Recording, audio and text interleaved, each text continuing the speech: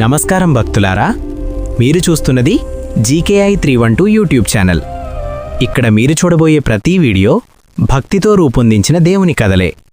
శివుడు, విష్ణువు, మురుగన్ స్వామి, అమ్మవారు ఇంకా అన్ని దేవతల మహిమలు మీకోసం ప్రత్యేకంగా. ఈ దేవుని వీడియోలను మిస్ అవ్వకండి. రాబోయే రోజుల్లో ప్రతి దేవుని గురించి మరిన్ని అద్భుతమైన సమాచారాన్ని మీకు అందించబోతున్నాం. కాబట్టి మా జీకేఐ 312 ఛానల్ని ఇప్పుడే సబ్స్క్రైబ్ చేయండి. భక్తితో చూడండి, దైవ కృపను పొందండి.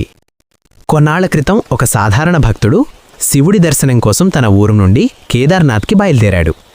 ఆ రోజుల్లో వాహనాలు లేవు. చేతిలో కర్ర, మనసంతా శివనామం. రాత్రనక, పగలనక, ఎండనక, వాననక నెలల తరబడి నడిచిన తర్వాత చివరకు కేదార్నాథ్ చేరుకున్నాడు. అతని కళ్ళలో ఏదో ఆనందం.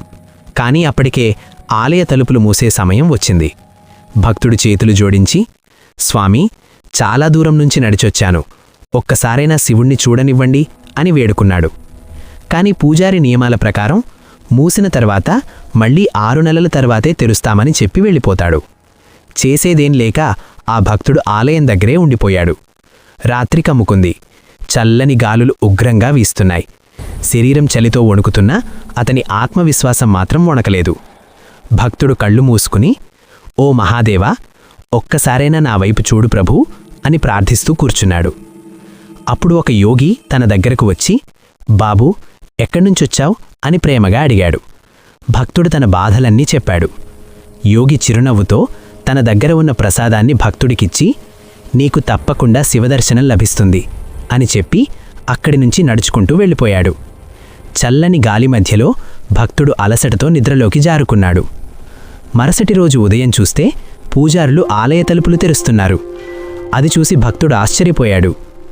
భక్తుడు షాక్తో అడిగాడు, స్వామి, నిన్నే కదా 6 నెలల తర్వాతే తెరుస్తామని చెప్పారు, ఇప్పుడెందుకు వచ్చారు? పూజారి ఆశ్చర్యంగా చెప్పాడు, నేను 6 నెలల క్రితమే ఆలయం మూసి వెళ్ళాను, ఇప్పుడే తిరిగి వచ్చాను. అది విని భక్తుడు వణికిపోయాడు. ఏంటి స్వామి, నేను నిన్న రాత్రే ఇక్కడ నిద్రపోయాను, ఈ స్థలాన్ని విడిచిపెట్టలేదు. పూజారులు ఆశ్చర్యంతో చూశారు. ఇంత మంచులో నువ్వెలా బ్రతికావు? అప్పుడు భక్తుడన్నాడు, నిన్న రాత్రి ఒక యోగి వచ్చాడు. పొడుగు, పెద్ద గడ్డం, ఒక చేతిలో త్రిశూలం, ఇంకో చేతిలో డమరుకం, జంతు చర్మం ధరించి ఉన్నాడు.